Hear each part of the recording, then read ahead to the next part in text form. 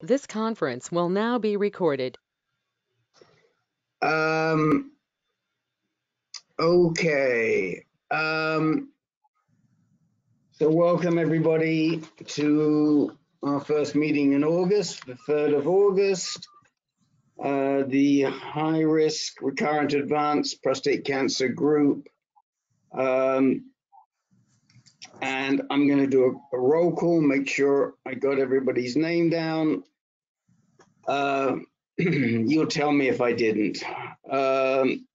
So starting with Ken Anderson, Joel, Jerry, Dennis, Carl, David, Les, Paul, Herb, Sylvester, Russ, Peter, Len, and Scott.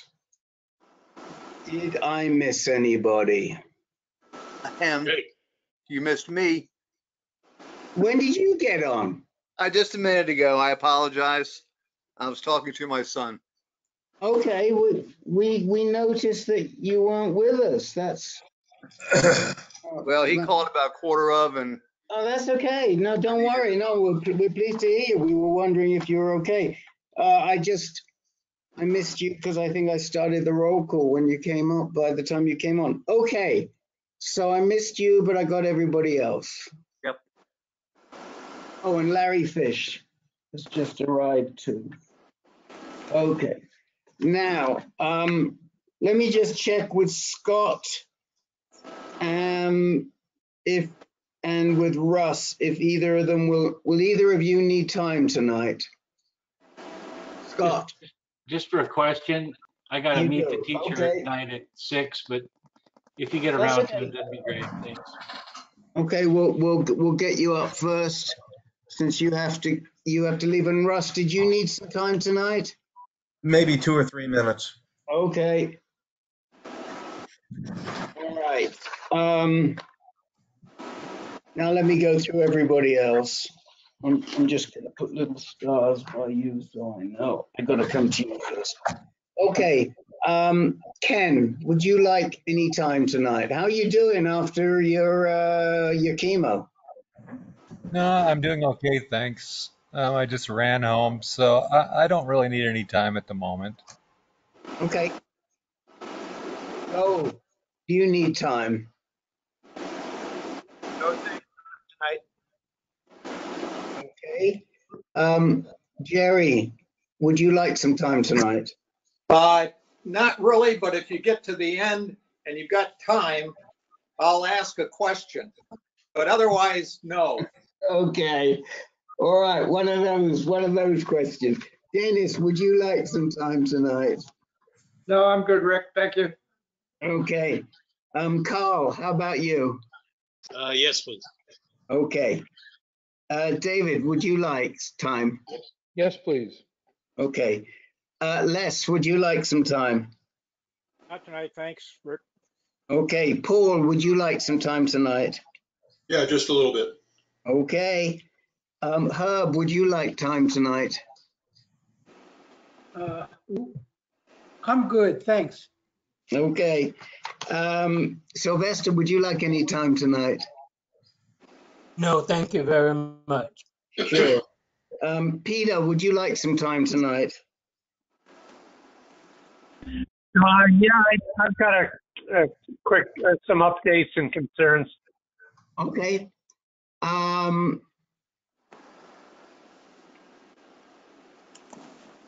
Len, would you like time tonight? Nothing from me, Rick, but I want to welcome Sylvester back to the fold. I think he's been away a few weeks. Oh, yeah, it's true. And Jake, would you like time? No, I'm okay, Rick. Thank you. Do me a favor though, make me an organizer so I can play whack-a-mole. Oh, sure, I will, absolutely. And Larry, would you like any time tonight? No, thank you, Rick. I'm good tonight. Vision and the dream and very deep political intellect. Okay, hold on a minute. Let me just make Jake an organizer. and I should make Len an organizer too.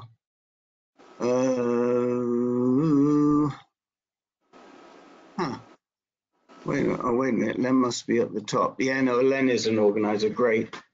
Okay. All right. So let's get going with Scott first of all, and we'll go from there. Scott, why don't you tell us what's on your mind? Well, I'd like to, thank you for asking. I take Abiraterone. I'm going to get another delivery Wednesday. But my big question is that I have a Blue Cross drug supplement plan to Medicare, but the cost of the Abiraterone to me is still very high. And I'm wondering if anybody is on that ADT, or if you have or can recommend a supplement drug plan to Medicare that puts Abiraterone like on a tier 4 or lowers the cost to the copay. I hope that made sense. Yes, no, it does. Who's taking Abiraterone and who can offer some ideas? Dennis, let's start with Dennis. I don't know if I can offer anything helpful to you, Scott, because mine is, I use Humana. Forgot what the number of the plan, the name of the drug supplement plan that I use, and my payments are running over $500 a month, and that's for the generic. And I've reached, forget which level it is now. They got different levels, and once it went down, it started out this year, at the beginning of the year, it was over $800 a month. That's my out-of-pocket cost.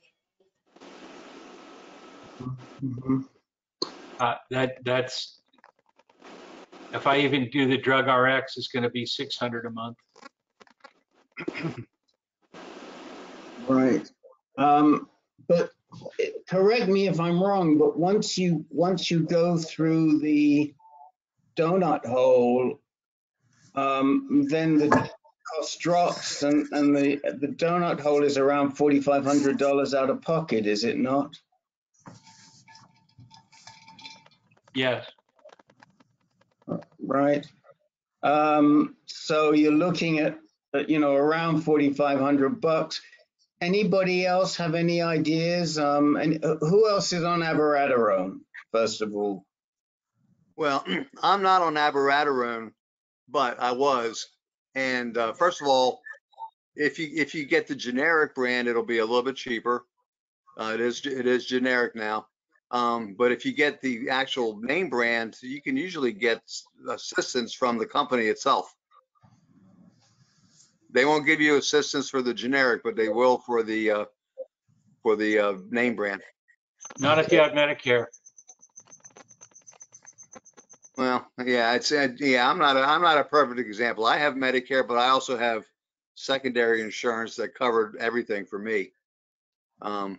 But it wasn't a Medicare Part D plan. So. I have a couple of ideas, but I just want to keep going around. So, Scott, have you actually tried? Have you spoken to Janssen? As a matter of fact, a couple of months ago I did, but when is it? In October, we can sign up for a new drug supplement plan. Does anybody know? Is it later in October, early in October, for the following year? I think it's around October 15th. Does anybody know exactly when the window opens? So either the 7th or the 15th, open enrollment for the following year, effective as of January 1st. Right. Herb, what about your Abby? Well, I mean, I'm covered because it's coming through the trial at NIH, so I don't have to deal with it. But my only thoughts are, what about, there is this other regimen of low dose with food. Yes, great idea. Which I think ought to be cheaper. Yep. Yep. And my reading says that it's just as effective. Yep. So are you familiar with that, Scott? I think we've talked about it before. Many times. Rick, I'm not. what, I missed the name, Exchiva? No. No, I guess I missed it. What Herb said is that there is another regimen, another protocol to take abiraterone, which is to take a quarter of the dose with food. I did ask the doctor at Mayo, and she said no. Because? That's a good question. I just said, could I cut the dose in half, or anything? She said, nope, recommend full dosage. So beyond that, did you say, can you cut the dose in half and take it with food? Good question. I will ask that next time. Right. So the reason is this: abiraterone is absorbed through the liver, and when you take it with certain foods with a low-fat diet, it makes it a lot more potent. That's why you have to take your regular dose an hour before you eat. And they have done trials, and somebody may be able to put their hand on those trials right away. I mean, I've got them linked. Herb has them, but I've got them linked. Herb will put something in the chat window for you. I will find it. But those trials indicate that there's really no difference between taking the full dose with the regular protocol or taking a quarter of the dose with food with a low-fat diet. And we've got men that actually do that. There's I forget his what's his name, Mark something or the other. He's in Kansas. He sometimes comes on this call, and he uses the low-dose protocol. It's, so I'll check it out. It's a 16 grams max of fat. That's the maximum that you can have. It just as an example, I looked up a bunch of stuff when I was thinking about it. One tablespoon of olive oil, like if you make your breakfast or something, that's 14 grams. So, I mean, that's really a really low fat. Yeah. 1 tablespoon of butter is 11 grams. Right.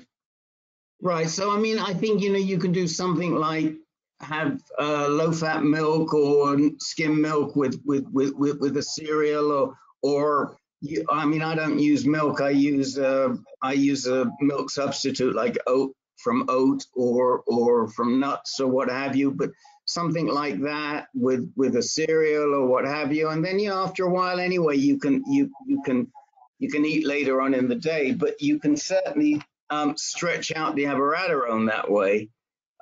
Is there anybody who's actually tried the low-fat protocol on this call? Hey, it's Larry Fisher. I haven't, but it sounds so strange to me.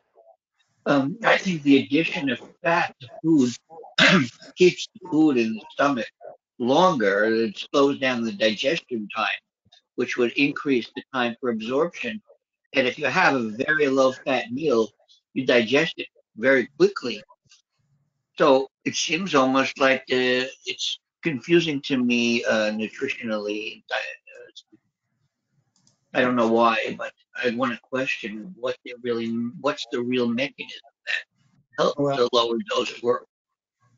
I can only tell you that is the protocol, Larry, and it is effective. It does work. It's low fat. It's a low fat meal with the abiraterone, and it absorbs much quicker into your body if you take it with food. Len, do you want to comment on that? Yeah, I posted the Szmulewitz study in the chat box, and he gives kind of an explanation there.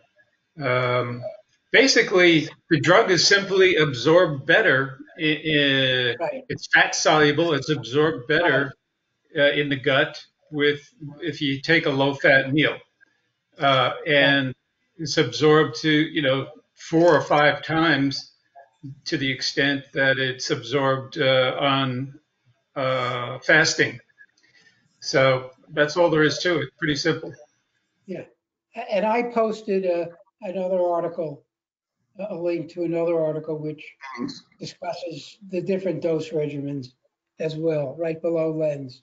And it really says the same thing, that it's the absorption can change depending on your food intake.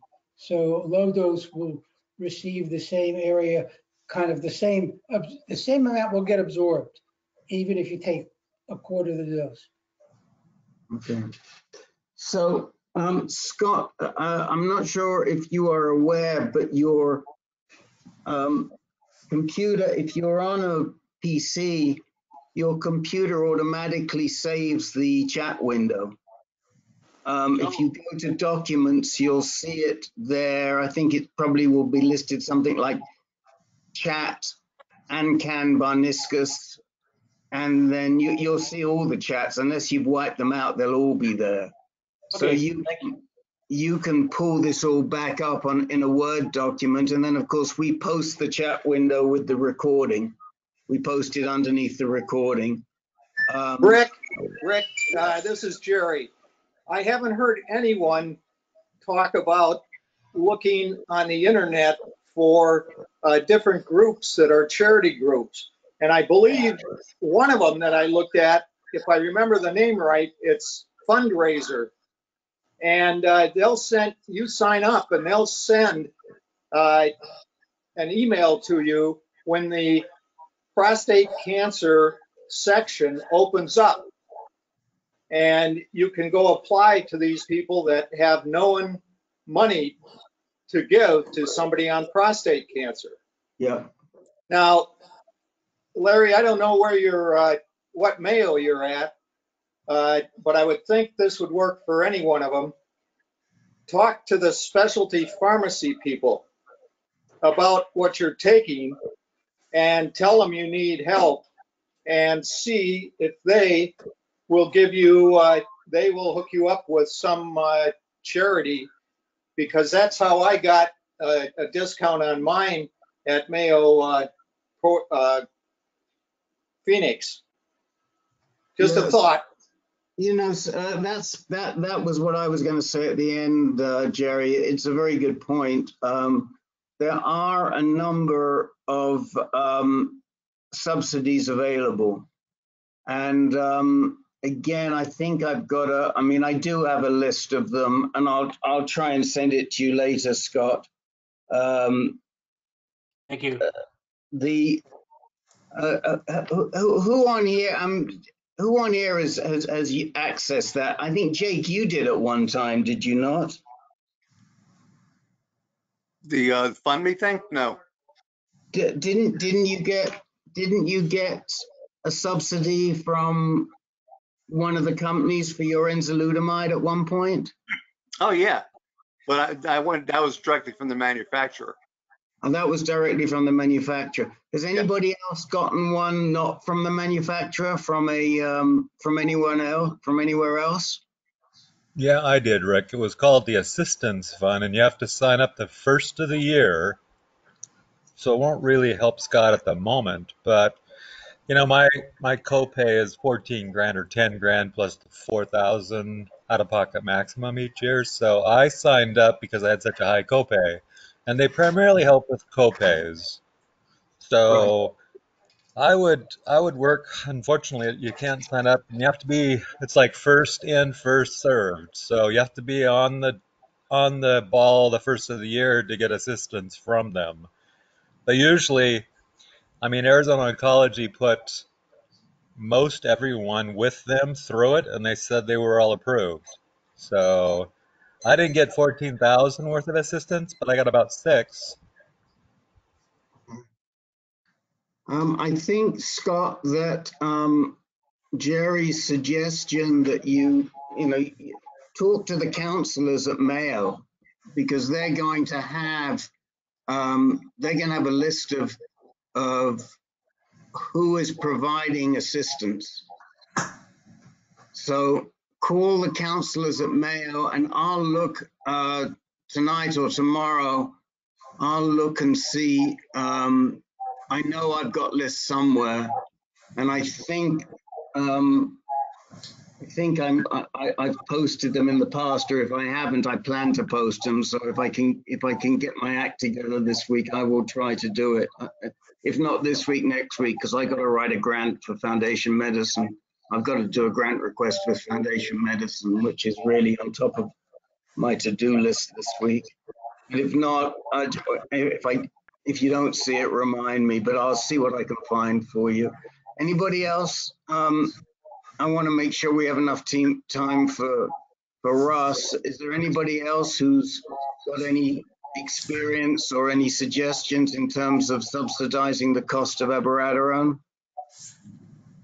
This is Peter. I haven't taken it for several years, but and I'm not sure who subsidized it. My drug plan covered most of it, but they were going to hit me with a $90 a month copay, and I kind of balked at that. And I think it was Janssen, I'm not sure, but whoever it was on the phone went back and got it down to $10 a month.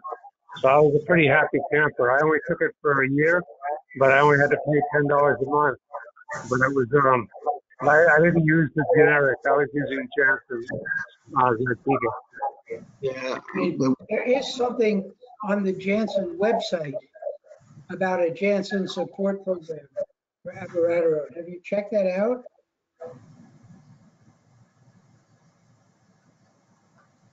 Scott? Yes, I have. And you're not eligible. Hey, Scott, take a look at the chat box. There's a telephone number there to call.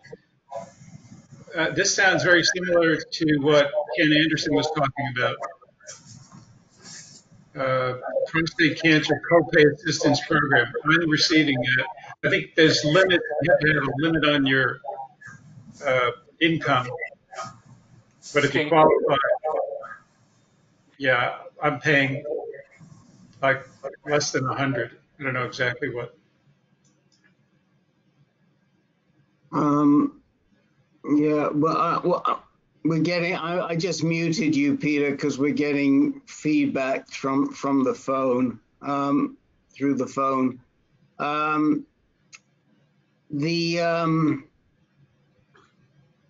That prostate cancer, that copay fund, patient assistance fund, PAF, is definitely one source. But I do think, see, here's the problem with the Janssen right now is that in order to be eligible for the Abiraterone subsistence, you've got to get the insurance company to pay for the branded version. And a lot of the insurance companies are balking because they don't want to pay for the branded version. So you sort of get caught between a rock and a hard place. You might want to call up Janssen and say, look, I'd like to apply for assistance, but I'm having problem getting my insurance company to approve anything other than the generic. Can you step in and help me? Because then I could apply for assistance from you. I mean, you've got this, you're caught between the two spots there. I understand what's going on. I don't know a way around it, though. Okay. All right. Well, I think we've given that a pretty good airing. Also, I saw that Carl put a date in there for you. I know December 7th. December 7th is the date it looks like that you can actually make a change, or is that the latest you can make the change, That's Carl? the latest, right? October 15th until December 7th. There you go. Okay. So, Scott, make sure if you don't get it all off of your computer, we'll copy all of this into the blog post, and also onto the YouTube page as we always do. So you should be able to pick up all this stuff off of those two places. All right, Russ, what was on your mind? Just quickly that I had my last Lupron shot last week. All my radiation is done on my second go around. And Monday I have an MRI on my kidney for a lesion/tumor that has doubled in size in the year. It's still only 2 centimeters. But I got that coming up on Monday, and I know, I don't know if it's related to prostate, but if anyone has any, suggestions or ideas about lesions and or tumors on the kidney.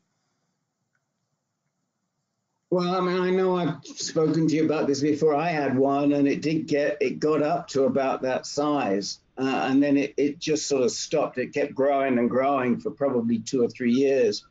At one point, it jumped like yours did. And I was scheduled to have it removed. And that was exactly the time when my urologist said, we should look at your PSA. And it turned out that it was over 10. And then I got diagnosed with the prostate cancer. And by the time we looked at it again, about 3 or 4 months later, it had gone down in size. Okay. So I went through the surgery. It's a difficult decision because it's very risky, as you know, to biopsy kidney lesions. Yep. It's not the same as biopsying prostate cancer. And many kidney lesions are benign. And the best way is just to keep watching them, but as long as they're inside the capsule, they're pretty safe. So I don't know how big you would let them grow. That's the question you'd have to ask the urologist or renal guy. What I've heard is 7 centimeters. Okay. So, I'm at 2 centimeters. So right. I probably opt to go on surveillance. So, but that's all I had. Other than that, had a great weekend, feeling good. Was able to do a lot of work and getting prepared to move to the new house on Friday. So Friday, wow. Best I felt in at least 6-7 months. So, it was good to do normal things and work outside and paint and do a bunch of stuff inside the house. So that's all. That's great to hear, Russ. Congratulations. Thank you. Does anyone else have experience with kidney lesions? I was going to suggest, Rick, that he might check with Ken Mason. Ken's had kidney cancer, bladder cancer. He knows all about the tests and whatever. So yeah, I mean, Ken did get his kidney resected, and I don't know how they knew that it was cancerous, but they did. So definitely, Ken Mason is somebody to reach out to, Russ. That's a good suggestion. Oh no, it isn't. We don't have he doesn't have an ANCAN address anymore. I'll get it. I'll put it in the box for him. Hang on. Thank you. Put it in the box. Anybody else have any experience with kidney lesions other than myself? Kidney cysts? Sorry. That's good. That's good. Okay. Thank you. Okay. All right. So we've taken care of the guys who gotta go. Peter, what's going on with you? Can we just for a second go back to Russ? I'm curious, Russ, based upon your really good results, does that mean you're going to be now onto active surveillance? Yeah, I mean, we'll keep checking my PSA, and thankfully, I don't have a prostate. Been through 39 rounds of radiation, 6 months of hormone therapy. So we'll keep an eye on the numbers, and hopefully, I get a reprieve for 5 to 10 years. We hope that for you, yes. Okay. What was that jingle, guys? What was that a jingle for? That's the Old Spice. That's my phone, unfortunately, but it's the Old Spice tune. Oh, yeah. Old Spice jingle. Okay. Well, we hope this brings in new spice. And look, the only thing I just want to mention, Russ, and I honestly don't know how true this is for follow-up. I don't think it's the same, because I've known guys who have had follow-up, and I don't think they see it the same way. But I do know that for somebody like myself and for others who's going through this right now, one of our guys is going through it right now. I'm having a brain fart. You do see a rise in your PSA if you've had the gland, and if you're on hormone therapy and the gland has been treated and the pelvic girdle has been treated. The problem, of course, is that it's hidden as long as you're taking the hormone therapy. And then once you come off the hormone therapy, or in your case, the hormone therapy goes away, there may be a little blip before it comes down. Yeah, I was warned of that, and not to panic if it goes up a little bit. Then again, if it comes back in 3 straight raises, then, you know, we have another issue. So. Well, but even with 3 straight raises, I mean, mine had about 8 straight raises was when I came off. I mean, it went up over 11 months, and it went from obviously being undetectable whilst I was on hormone therapy to 0.96. Okay. Or 0.98 or something like that. So it almost got up to 1. And my doc, Matt Roach, kept saying, it'll come down, and sure enough, it did. So good. Don't get 3 straight raises is a different situation. What I don't know, and maybe Len does, or somebody else on the call, is I don't know if that also happens when you have adjuvant radiation. Anybody know the situation with adjuvant radiation? Yeah, I think it's the same as with primary radiation. It's just called radiation bounce, and I think it's a similar phenomenon. Okay.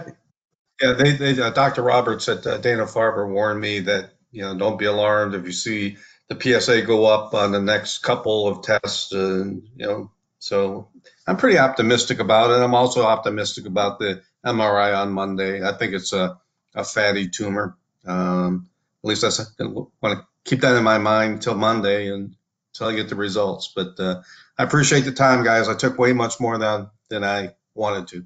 It's fine.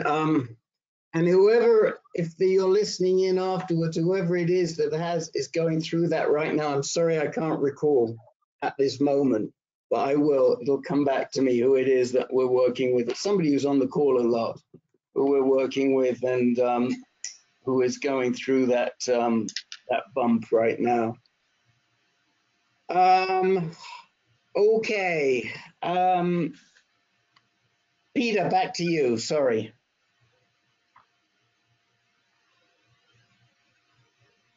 I've got to unmute you here, Peter. Sorry. Go ahead.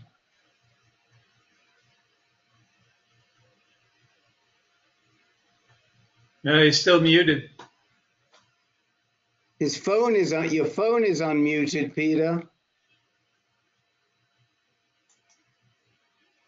Is it unmuted or is it muted? Now it's unmuted. Okay, you can hear me. We can indeed. Okay, I just bring you up to date with a few small things. Generally things are going okay. I met with my local medical oncologist last Wednesday, and I'm meeting with Dr. Turner on the phone and Skype on this coming Thursday. And submitted my questions and talking points and so forth. So I did a blood test a week ago, and my anemia is still pretty still bothers me. So my hemoglobin's the lowest it's ever been. Went down to 8.5, and my red's low and so forth. And what we decided to do is I was only scheduled for one more of these Procrit shots, and I guess I've been doing these Procrit shots. I've had about 3 or 4 of them now, every 3 weeks or so, and I was scheduled for one more. But I think what this local doctor decided was to extend them and go every 2 weeks. So I'm going to start doing Procrit shots every 2 weeks and a blood test before them. Because I don't know how long it takes this Procrit to kick in. But other than that, I think I'm just guessing. I mean, I think that's what's driving my extreme fatigue. I'm not exhausted per se, but I just don't have much energy and get up and go or anything. So I talked to Dr. Okazaki here. He said it's going to take at least 3 months to come back to normal. And he feels it's a result of the chemo, which it could well be, because I'm only a month since my last infusion.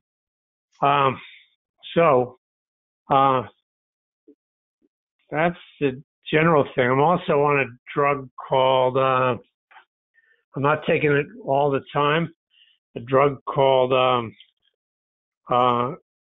furosemide, which supposedly it's a diuretic, supposedly helps with edema. Because I had some swelling all over my body. I still do a little bit, but it's mostly in my feet. And it doesn't bother me that much, but hopefully it'll go away. But it's there. It happened a few times toward the end of my chemo in round 4, 5, and 6, but this time it's post chemo and it's just hanging in there. So those are my general concerns and thoughts and so forth. I think maybe I'm just anemic by nature, and I just got to live with this. I try things like eating spinach, and I try things like other stuff, but I think it's beyond supplements. I think it's just going to take something to boost my red count up. Mm-hmm. Mm-hmm. Who has some thoughts for Peter? Anybody? Well, I agree with what your doctor's saying. I think it probably takes a few months for your bone marrow to rebound after the chemo. And so between that, time's on your side, and you've got the increased frequency of Procrit, I think eventually you'll see it start to climb, Peter. Need to a little more patience. And Peter, did your swelling in your feet go down in ankles?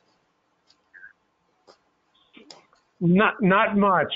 I had the same problem after the 3rd round. I noticed a little bit of swelling, and I went on vitamin B6, and it took it right away. I don't know exactly what B6 does, but it did work. Okay, I'm taking a B. So Peter, I had significant edema after chemo, and sort of after it stopped, I didn't take a diuretic, but it just gradually went away. So I think you got to give it some time. Now, taking the diuretic ought to really, it's a pretty, furosemide is a pretty, what word am I looking for? Effective diuretic. It's really going to make you pee. So that should help. Okay. How long? 2 questions. One for Herb. Herb, how long do you recall how long it took for the swelling to go down? That's the first question. I don't know, maybe a month. After a month, I said, well, there's a real, I just kept checking myself for pitting edema. And, I then noticed all of a sudden that I didn't get it. My skin was tight again. So it took a while. It took a while. It wasn't like overnight. Right. And Ken, who suggested the B6 to you? Where did you come up with that one? That was from Paul. Okay. So that's a pretty good source, Peter, if it came from Paul Korn. Okay, I'll look at my B supplement and see how much 6 there is. If not, I can boost it up. Is 6 folic acid, or I can't remember? I must admit I don't know. I just take what he told me to take, and it worked. You know, honestly, about 3 days after I noticed it was that my feet weren't swelled up real bad, but I did notice some swelling, which is unusual because I, hike a lot. So it didn't take very long, and the swelling went down, though. Okay. And on the positive side, my PSA is still dropping. Went down 4 ticks to 0.19. So that's the 4th or 5th month in a row it's gone down. Well, my fingers are crossed. Yep, mine too. Even my eyes are crossed. I don't know if that's from the chemo or not, or just for good luck. Okay.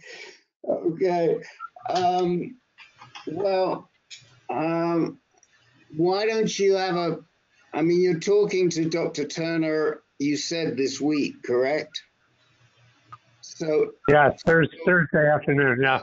So you can also run the B6 past him, but if that comes from Paul Korn, that's a great source, and maybe that'll help you get rid of some of this swelling. And if you can do it with B6 even rather than the diuretic, that would be very good too.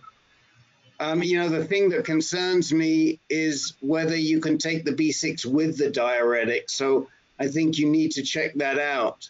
I wouldn't add the B6 to the diuretic because that might be overkill, and then who knows. But it might be a good alternative. Right. Who else? Let's see. Dennis has done chemo. Jake is doing chemo. Herb has done it. Jerry has done it. I'm wondering how you guys, how long you felt it took your body to return to normal, to a balance after your chemo. I'm not specifically with edema or anemia or that, but just how long did you feel it took you to recover? No, Larry, I don't know. Did you do, Larry Fish, did you do chemo? I can't remember. You did, didn't you? Yeah, I did do chemo, but I had a bad chemo. I only did like 3 rounds, and I had a bad result, and we stopped. And that was 5 years ago. Anybody have any input on how long it took them to get back to normal? Now, of course, we got to remember that Peter was doing docetaxel plus carboplatin, but go ahead. It took, I have to say, it didn't take me that long to get back to feeling okay. I mean, I can remember, we sort of finished the chemo right at the beginning of the year, and then right at the end of January, we went on a trip to Puerto Rico, and I was walking 5 miles a day and not feeling winded. Whereas a month earlier, I couldn't do squat.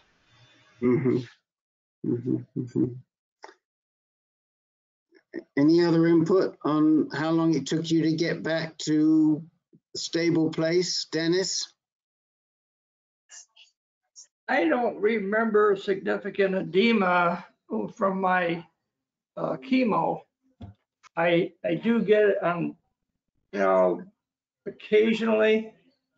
And I know, my wife will say you're having too much salt, so you're retaining, too much water. So I reduce the salt in my diet when that happens.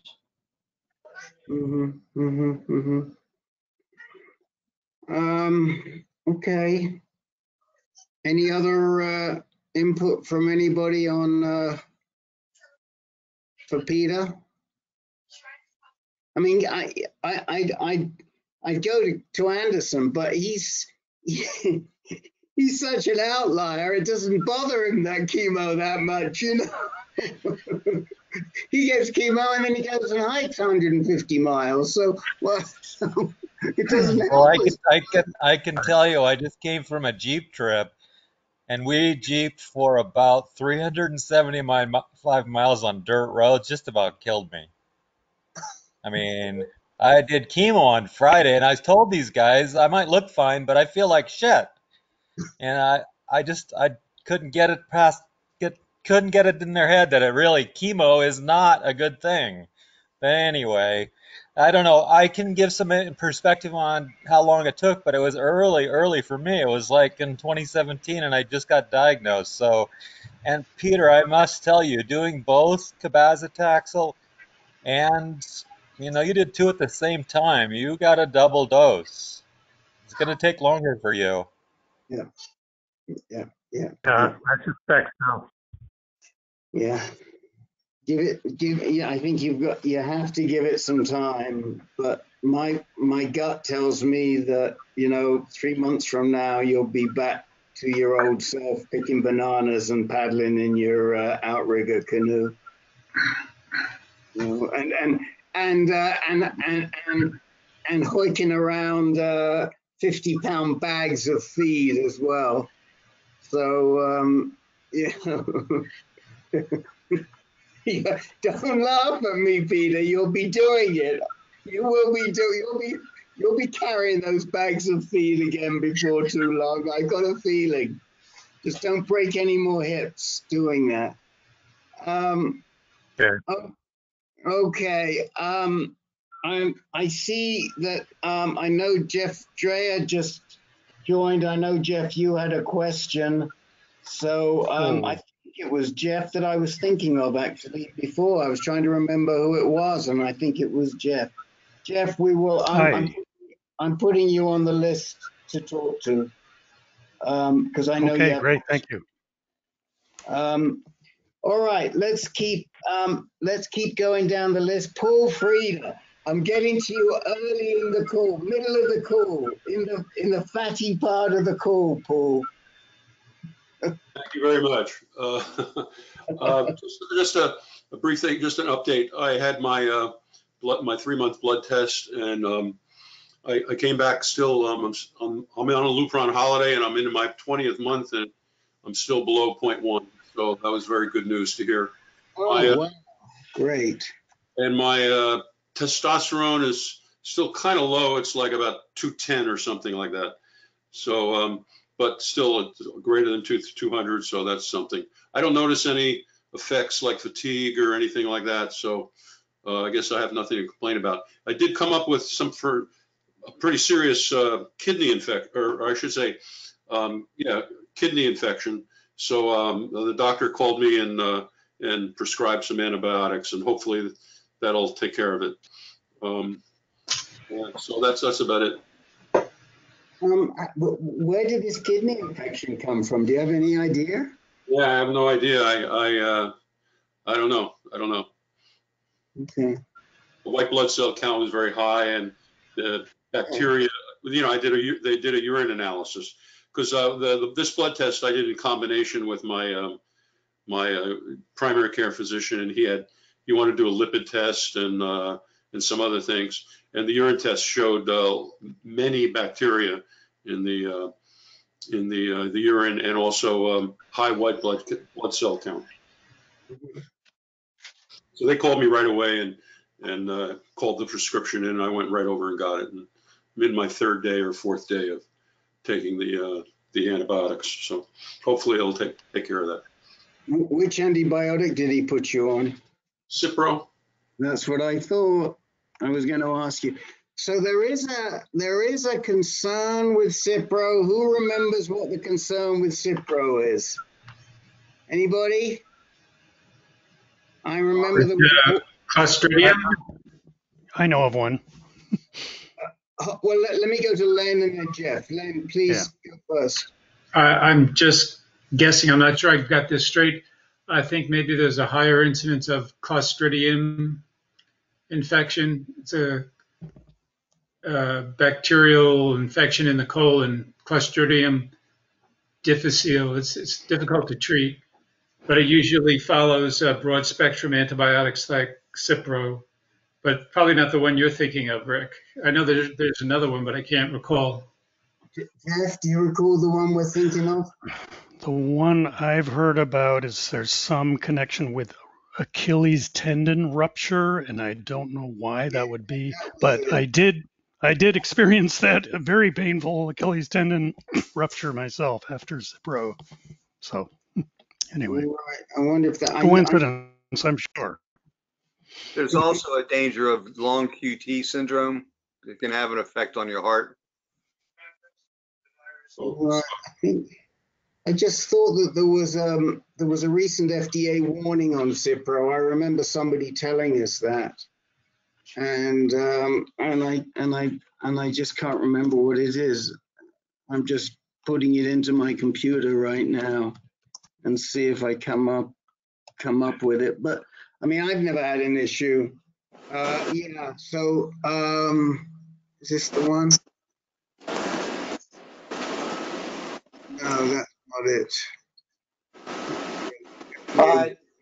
In case, I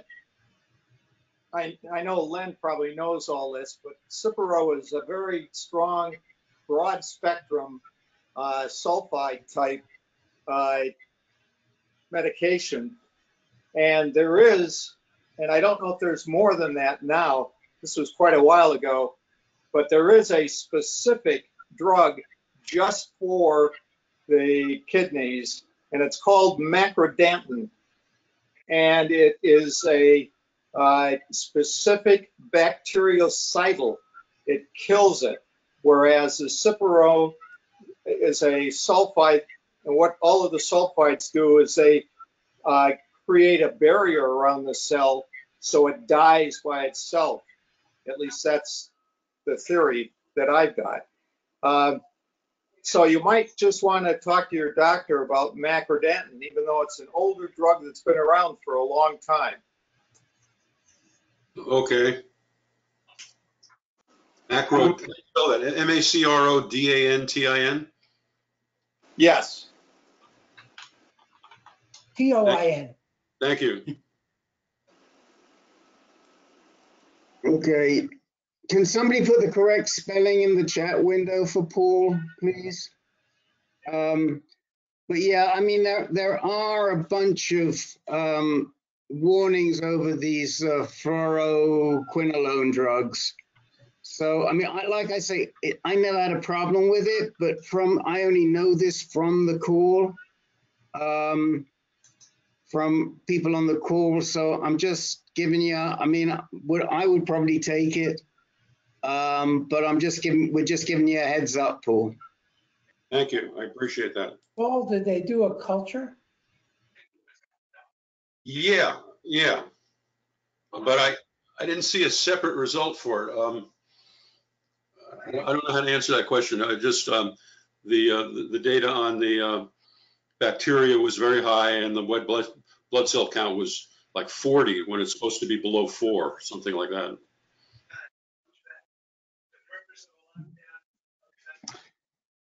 Okay, well, what we do like is that with 20 months out and your PSA is still less than 0.1, Mr. Frieda, that is really good news. We love that. Yeah, I do too. Can we get a recap, Paul, on how you got there? I forgot your treatment and your Gleason and all that stuff. Okay, all right. Well, my Gleason after prostate surgery in April of 2014 was 4+4, and then out of surgery, my PSA was 0.22, and Dr. Walsh's book said that if you're above 0.2, you're probably metastatic, and so I passed on the radiation, and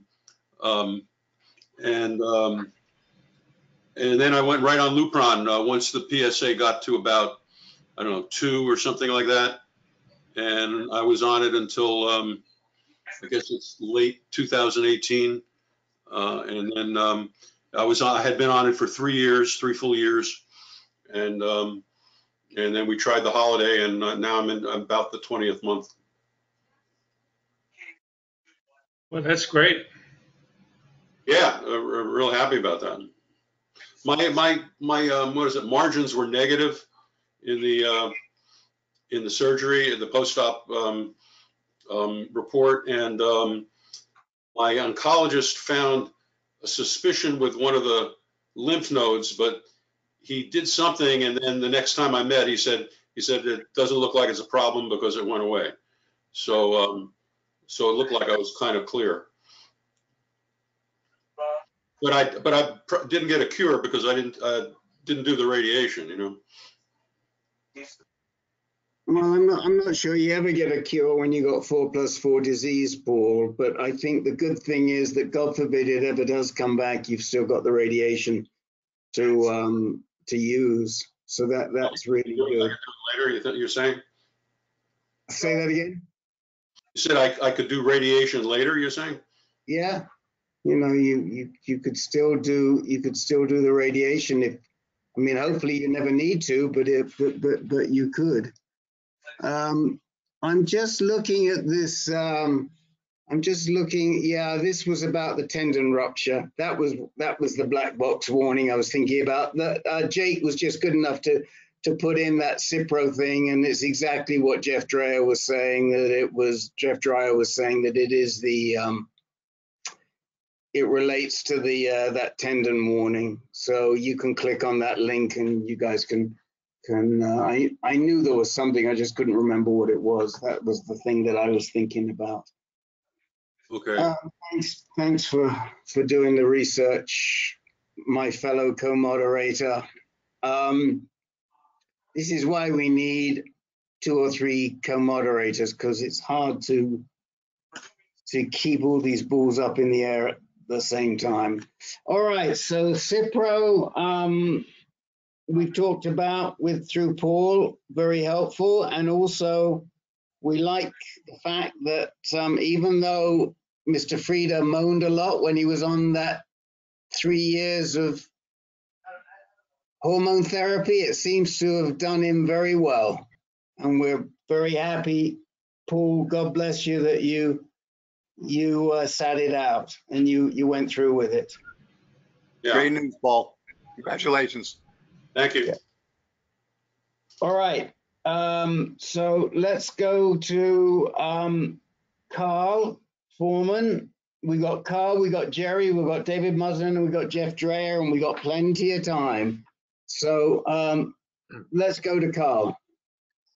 Okay, so the last time we had our meeting, I talked about that I was waiting to hear about my blood work, which I had that day, and I had my oncologist appointment on Thursday. So I've been on the PARP inhibitor, olaparib, for about 1.5 years now. My PSA had been undetectable up until a few months ago, about 3 months ago, and it started to creep up 0.2, and then 6 weeks later, 0.02, and then it went to 0.05, and the most recent blood work is now 0.14.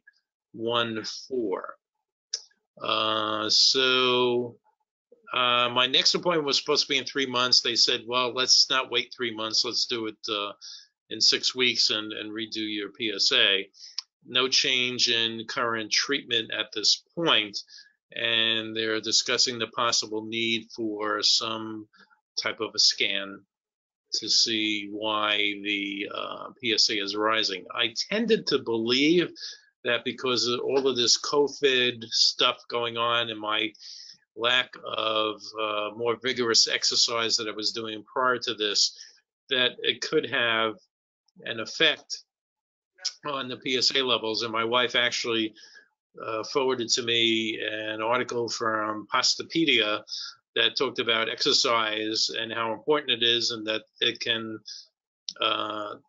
effectively reduce tumors. Not that I'm aware of having any, but just to throw it out there as far as the benefits of exercise, which I always had been told that that's part of the overall regimen for dealing with our disease. And so I'm trying to maintain my positive attitude, so to speak. And as you, Rick, mentioned earlier, you had more than 3 successive increases of PSA. And I know that the numbers is still quite low, and that it reaches a point where it becomes concerning. Where that might be, I'm not quite sure, but my experience with Zytiga was my PSA had risen from 0.12 to 0.55 within 3 months, when at that point they decided that it was not being effective for me any longer. And that's when I was switched to olaparib. So I throw that out. So just review with me again. The 0.14 was the end of July. Right. What were the numbers before that? What was the one prior to 0.14? 0.05.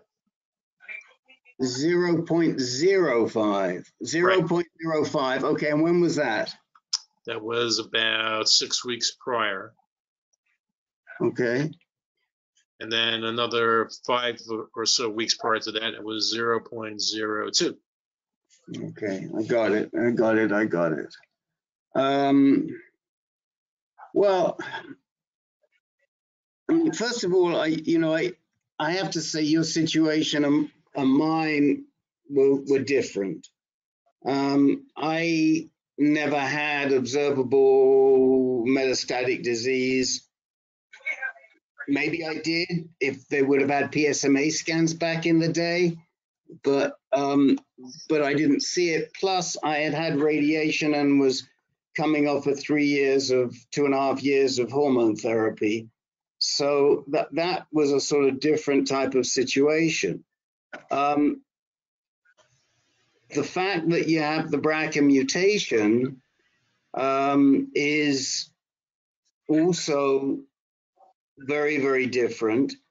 And you've gotten right now, I think about 18 months. How long have you gotten out of the PARP inhibitor? Right. I've been on it for 18 months. The first month or two is when its PSA started to decline, and then that's when it went to undetectable. Right. So about 16 out of 18 months. So, I mean, I know that was about what Bill saw out of his PARP, was about 18 months to 2 years. And I think that the area I'd be drilling down with my docs would be to see what the experience is in terms of responding to the PARP inhibitor. And there's probably, I don't know how much research there is in that, because most of these tests like Telepro and Pro, whatever it's called, Len knows them all because we've been looking at them. They're not going 3 or 4 years out at this point in time. Len, how far are they going out, and how long are we seeing people respond to these PARP inhibitors from what you've just looked at, the work we did for FMI? I don't recall them talking about long-term follow-up, at least not on the order of 3 or 4 years. So I think it's an open question right now, just how far guys can go on the PARP inhibitors. I recall in the case of Professor Bill that he was, as you are, Carl, he was germline BRCA2 positive. And after, as Rick said, something like 18 months to 2 years of treatment, his BRCA mutation reverted to wild type, which is, I thought that was pretty amazing. meaning he no longer had the BRCA2 mutation anywhere. All of his cells just flipped back to normal. So in his case, that's why it stopped working. I don't know how common that is, but maybe might be something to look into. Maybe That's pretty wild. What? That's pretty wild to actually have a mutation, germline mutation. Germline mutation. And you usually you need gene editing to do that. You can't. Yeah, I was shocked by that too. Anyway, maybe a liquid biopsy just to check that you still have the BRCA mutation might be useful, Carl. Or at least talk to your doctor about it. I think from what I've researched myself, I believe it was 8 to 10 months of positive results on the PARP inhibitor. So I'm beyond that. Yeah, well, I mean, you may be an exceptional responder. You may continue for some time. You just don't know. Carl, did you by any chance tune into the ovarian talk on I sure did, and they answered. I posed a number of questions, and they actually picked up on 4 of my questions. Wow. So it was pretty useful. I think you're aware that Dr. Ashworth is the guy that discovered the BRCA gene. Right. So he has a definite history of knowledge. And I don't know if it probably was your question about the second line PARPs.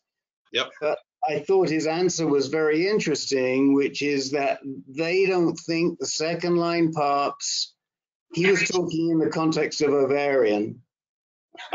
At least that's what I heard. I didn't think he was talking in general. I thought he was talking in the context of ovarian. But that the second line PARPs don't seem to be more effective than the first generation of PARP inhibitors. However, where they may be more effective is when they're used in combination with other drugs.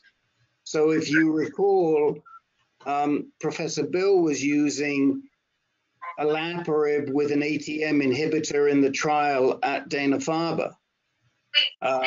And so in that context, the other thing is I'm happy to connect you.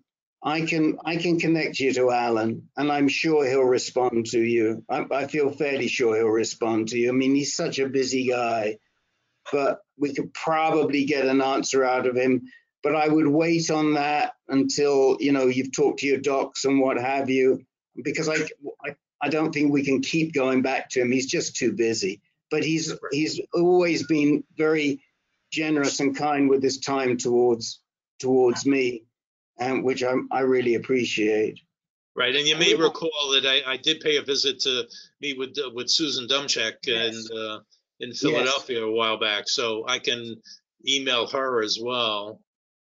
Yeah, and the other thing is I can probably ask Pam Munster as well. I can go to Pam and we can get an answer out of Pam what she is. So she's available to us. They were very grateful for that opportunity to air the subject, and we got good feedback from all of them. But I do.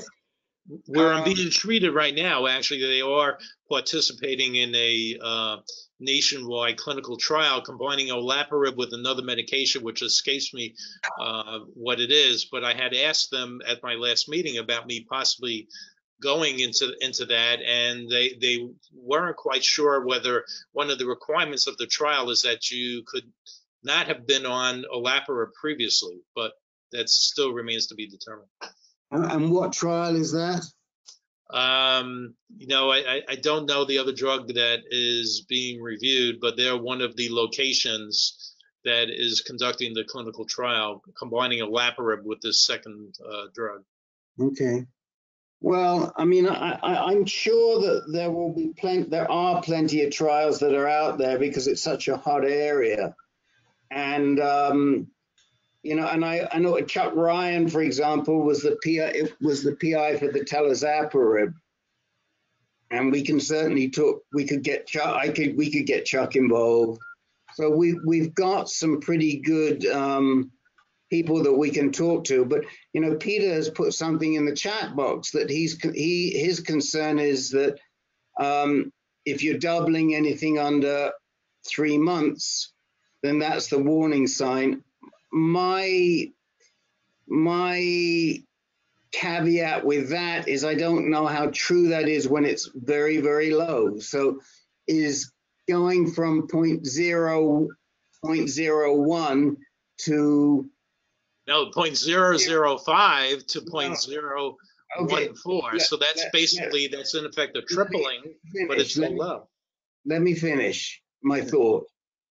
I'm saying is going from 0.01 to 0.02 over 6 weeks, the same as going from 1.0 to 2.0 over 6 weeks.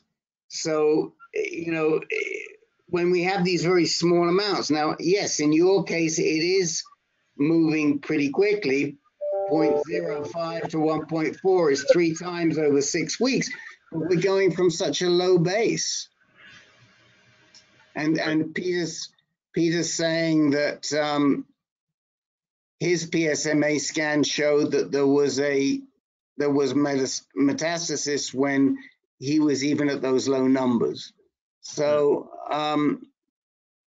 you know, let's see what happens in 6 weeks. Right. I do think the exercise is important. We know that. We've seen that. There's been plenty of studies, so the exercise is definitely a factor. And there's no reason why you cannot pick up the exercise. You know, the worst that happens is you have to go out and buy some sort of equipment and put it in the house. Which I did recently. I have a rowing machine, which I've started using on a daily basis. Okay, so here's what we're going to do with the rowing machine, and I'm serious about this, okay? You're going to put that camera that you've got on a desk close to the rowing machine. I'll give you some coaching because most people don't know how to use a rowing machine. They don't use it right. I promised to do the same thing with Jim Schrade. But with a rowing machine, you should not be using your arms at all. Your arms are just a connector to the fan. So you know, you see people with a rowing machine and they're doing this, and that's not how you use a rowing machine. And if we can get you to use it properly, it is very, very, very, very beneficial. So if you call me tomorrow, we'll set up a time and I can give you some coaching on the rowing machine. Great. Okay. Anybody else have anything they'd like to say to Carl about PARPs or even rowing machines, David Muslin?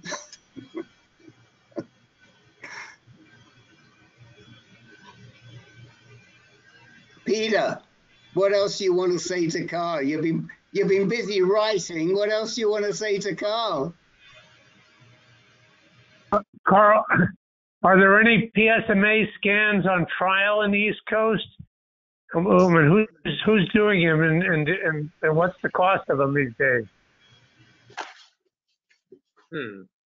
Not quite sure, but I think isn't NIH down in Virginia doing that?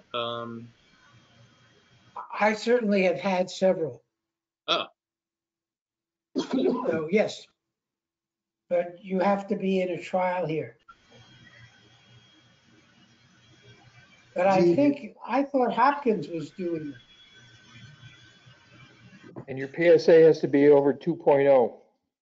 Oh. Your PSA has to be over 2.0. That sounds high.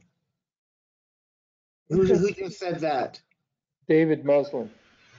David, that sounds a little high to me. Len, do you recall what the PSA, when you did your PSMA scan, was 2.0 The limit? No, 0.6. Yeah, that's what I was thinking. It'd be for the Axumin, I think it's got to be 2.0. Yeah, Axumin is a little bit higher. It's about 1, but the PSMA was around 0.6 to 0.8. Yeah.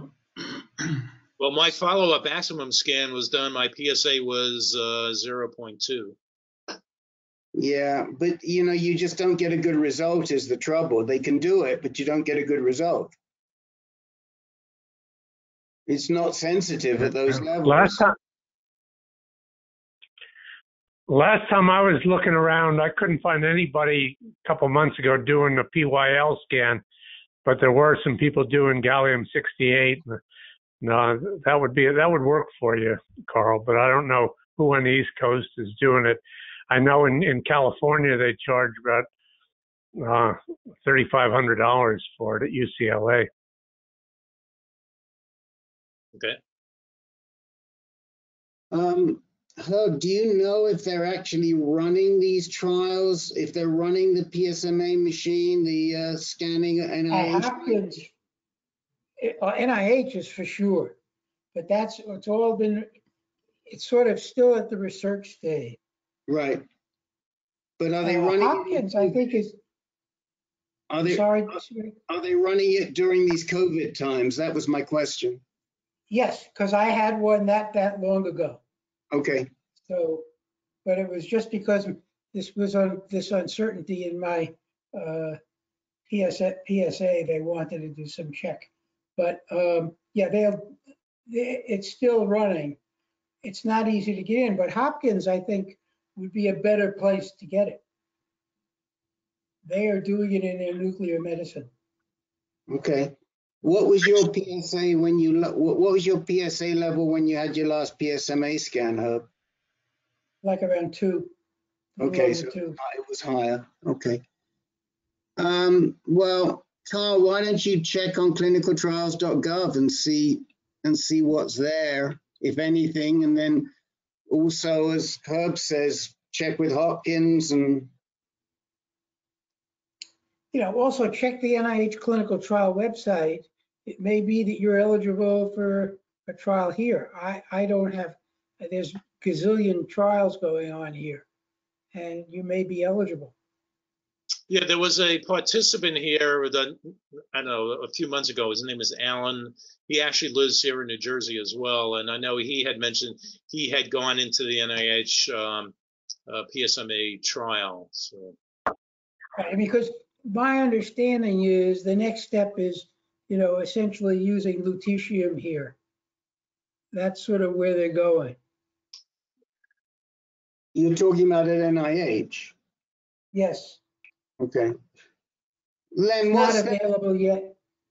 Len, what's the name of that? What was the name of that lady who was who coordinated the trial, the administrator that you developed such a good relationship with? I did, yeah. I remember her first name, Yolanda, and her last name at the moment escapes me. I have it, and I pointed Rich Jackson to her, and he's been in touch with her now. Unfortunately, he's been waiting for months to get in. I don't know what the holdup is. I assumed it was COVID-19. Yeah. That was the holdup, but I think back in February he first tried contacting Yolanda at NIH for the PYL trial, and as far as I know, he still hasn't gotten in. Look, well, the new patient enrollment is like really clamped down here. So the head of the hospital is just really cut down just about everything, and because Maryland is going up again, so I don't see them reversing that for a near term.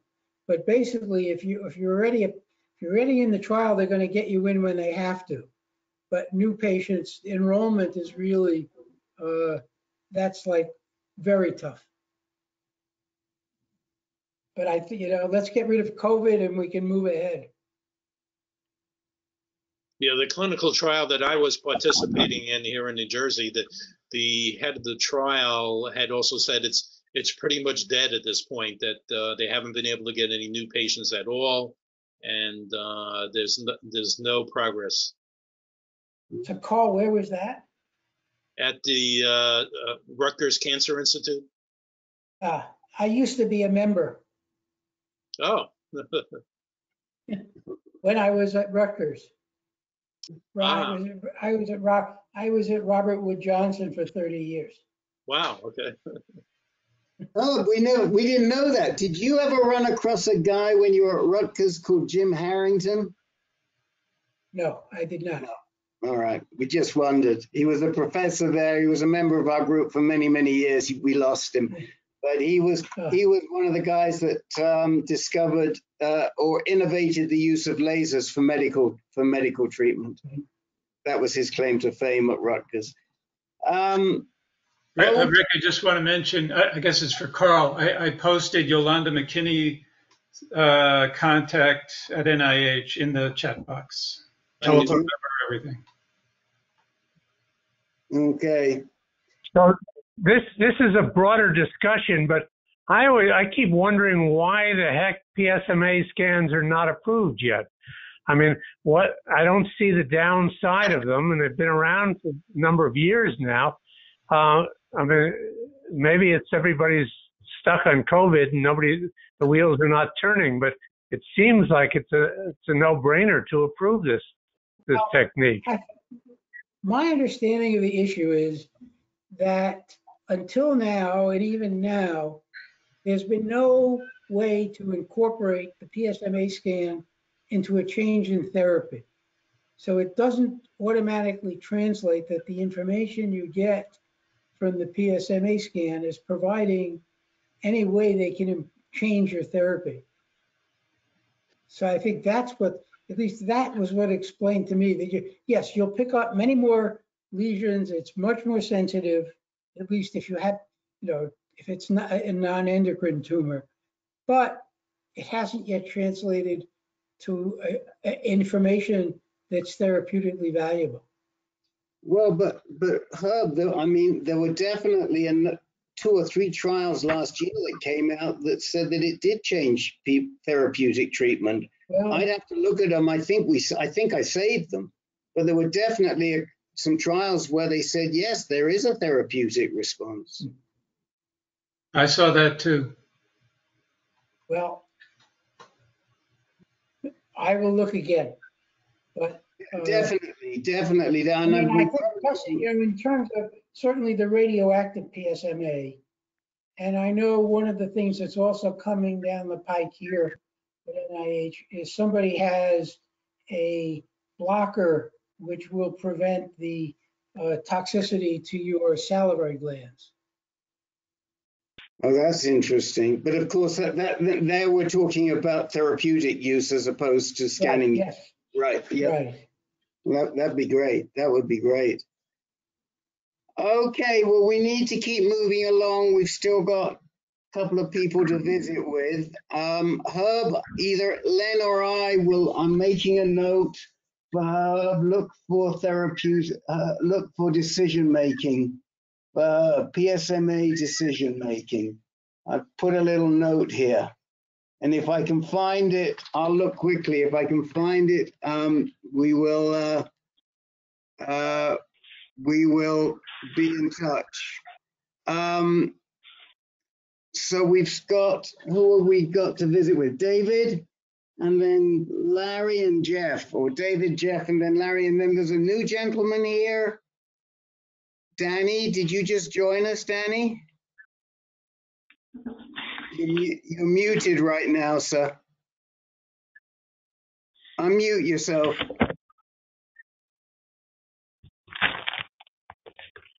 How to get out there? Okay. Hello. Hello. Where are you? We're good, thank you. You just joined us, I believe. Yeah. Well, you guys said 3 o'clock Hawaii time on the ANCAN thing, but I believe it could have been 2 o'clock. It should have said 2 o'clock. If it said 3 o'clock, then it was my mistake. But then I apologize. Let us do this because we've got a couple of guys to get through. We usually take our new guys right at the beginning, but we can either spend a little bit of time with you at the end with those fellows that are here. I'm happy to do that, or maybe we can visit with you next Tuesday, which is our next meeting. But one or the other, I think we can help you. Peter, is this a gentleman that you know? Yes. Okay. So, Danny. I found out about you guys through him. Okay. Let's go to David Muslin. David, you're up. Thank you, Rick. So 6 months ago, I got on Lupron, and a month ago, I started on Xtandi. Really struggled the last month with hot flashes. It got so bad that I just couldn't take it anymore last week. And then last Monday, I got on a medication called Magistrol. Right, Megace. Is it Megastrol? Yeah. Megastrol, and it seems to be getting a little bit better. Just wanted to get any input if anybody's familiar with this med. And I'm going to go see Dr. Hussein tomorrow and get a PSA test and another Lupron shot. So just looking for a little input there. So I think I sent you the reference piece from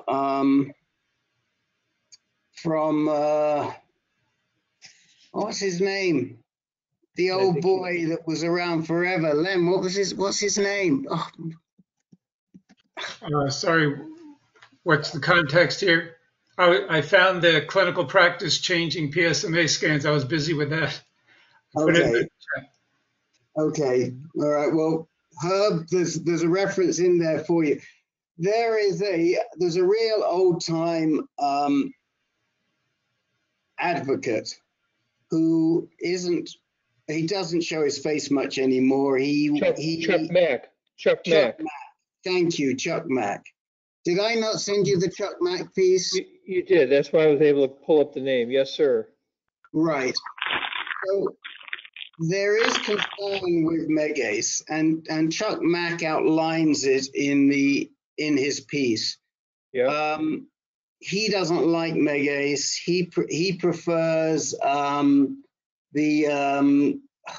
it begins with a P. Provera. I'd have to look at the piece again. Megace is sort of the one that the GU medoncs go to by default. Yeah. I think if I was going to it, I would either go to the one that Chuck Mack recommends. Do you have it pulled up there? I do. I'm looking at it right now. I mean, I can pull it up. Depo-Provera, isn't that it? Depo-Provera? Yep. I think that I would go to either Depo-Provera or, as we've suggested before, I would try acupuncture. Yeah. Did you try acupuncture? I'm looking for one now. There's one on the one in Chinatown, and I'm trying to get an appointment there. They've been kind of hard to get a phone call. I've heard a lot of good people about them. I heard a lot of good things about them. Have you checked out? Is there must be an integrative medicine center at Northwestern? I have not checked that out, but I will tomorrow when I'm there.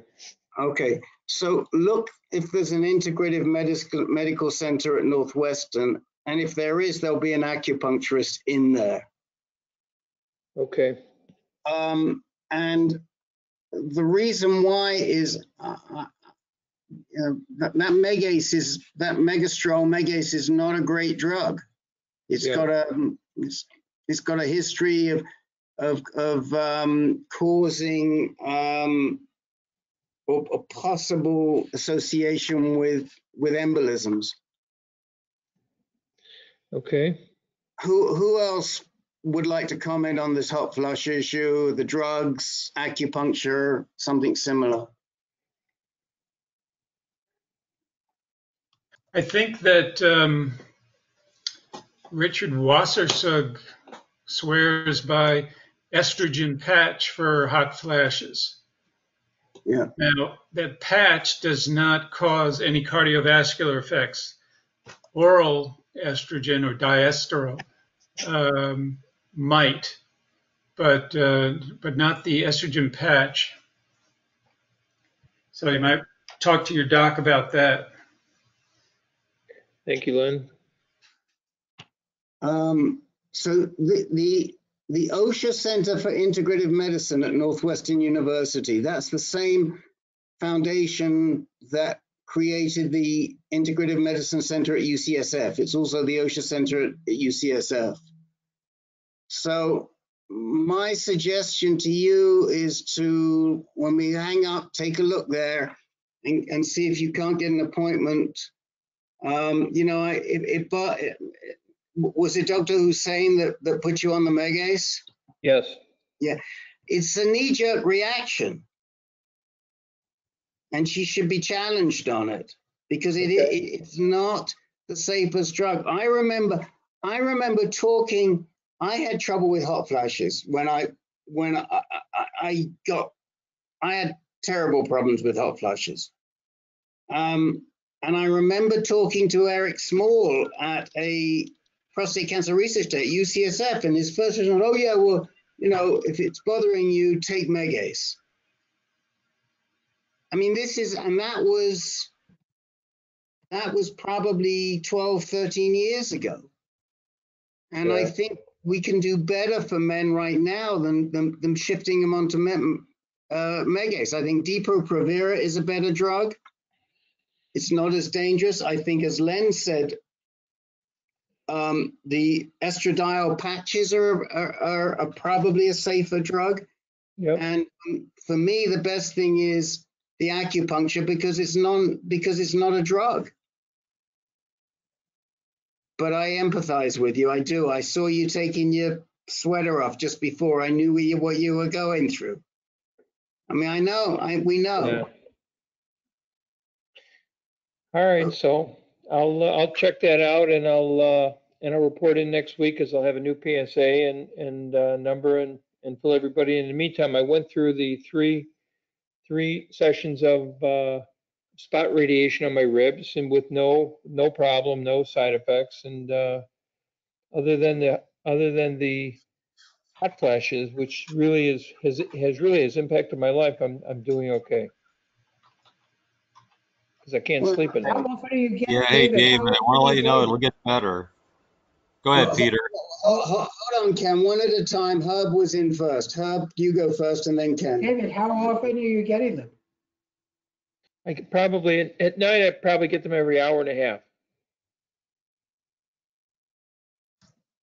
They come on, and I wake up, and my legs start moving, and then all of a sudden, I know it's coming on. I take the covers off. I cool down. I get under the covers and go right back to sleep. It's 3, 4, 5 times a night. I mean, I think I'm in the same situation, so I just put a fan blowing on me, and you know, luckily I just go back to sleep, so I just feel like it's not a big deal. It will get better. You know, over time it does get a little less, and it gets better over time. The first 6 months or 8 months were pretty intense for me, and then after that they started dropping off. I had a counter at my desk at work, and I swear 30 times a day I'd push the damn clicker. I mean, but the fact is it starts to slide away probably 7, 8 months out, 9 months at the most. At least it did for me. So. Okay, good. Thank you, Ken. Thanks, Herb. And I'll report it next Tuesday. Okay, and try and check out read Chuck Mack's piece again. Okay. And think about the Megace. you may want to switch that, or you may want to try the acupuncture first. And like I say, the OSHA Center is definitely going to have acupuncturists available. Rick, for my Herb mentioned a fan. If you can see this, this is a handheld fan that you can get through Amazon, and it's a USB connector for charging. And I think it's about $10. I've got 2 of them, and I love them. I've got them by my pillow at night, and I start getting a hot flash. I wake up and I use this, and I'm back to sleep. So just to let you know, they're nice handheld fans. I even take them in the car or when I go out. Thank you, Jerry. We're coming up with suggestions, David. At least you gotta try and employ them. But for me, the Megace would be, for me personally, the Megace would be at the bottom of the list. But but you know, maybe it works, and try it. But we got some other suggestions for you. Yeah, I'm not big on drugs. As a matter of fact, I had filled its prescription a month ago, and then I threw it away because I didn't want to take it. And then I got so upside down that I thought maybe it'd help immediately. And I've been on it for a week, and not much help. So I'm all for acupuncture. Okay. Well, that's what we really want to hear. The thing with the acupuncture is, it only lasts for a certain amount of time. You've got to go back and do it again. Right. That's why if you can do it through OSHA, you may be able to get it covered in your through your insurance as well if you do it through that. Yep. And there is plenty of medical evidence on the effect of the benefit of acupuncture for hot flashes. I think there's definitely for breast cancer, and I've got those articles. I think there's even some stuff for prostate cancer for men with hot flashes. So you know, if you get any pushback from Dr. Hussain, we'll feed you with articles. Thank you, Rick. Okay.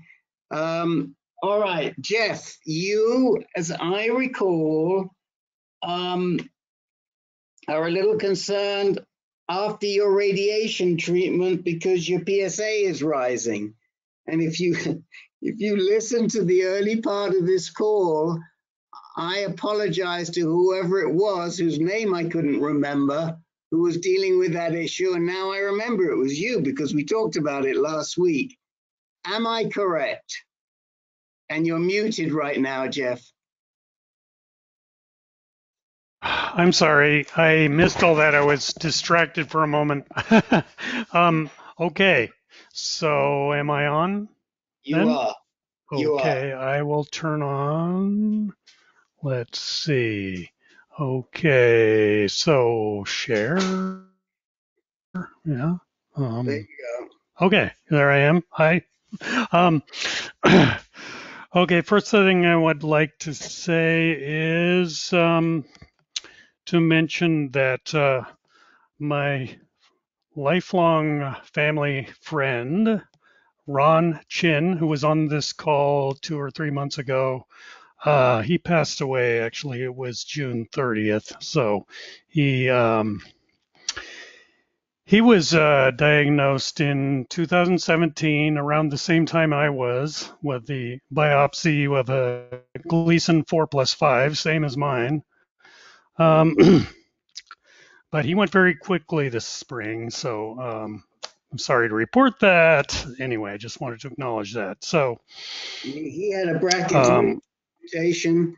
He had a BRCA mutation. Not BRCA. It was another one along the lines of Leparib actionability. I forget which one. Yeah. Anyone? Len? Somebody. I don't recall. It could have been ATM. It could have been CHEK2. But ATM. That might be right. Yeah. We should move on to you. Okay. Sorry, so you know, I think I was aware, of course, and of course we are. And thank you also for intervening and trying to help him to the extent that good, even though it was late in the day. Yeah, it was. Yeah, there was. I mean, I became aware of this as we all did this spring, and the whole thing transpired so quickly from there. Maybe 3-4 months total, and well, at the end he was not in a lot of pain. He was fairly comfortable. He knew what was happening. He was very mentally alert completely. And, anyway, yeah. So, okay, let's move on. Okay. R.I.P. Ronald Chin, 1945 to 2020. Let me just interject because I don't want to forget this.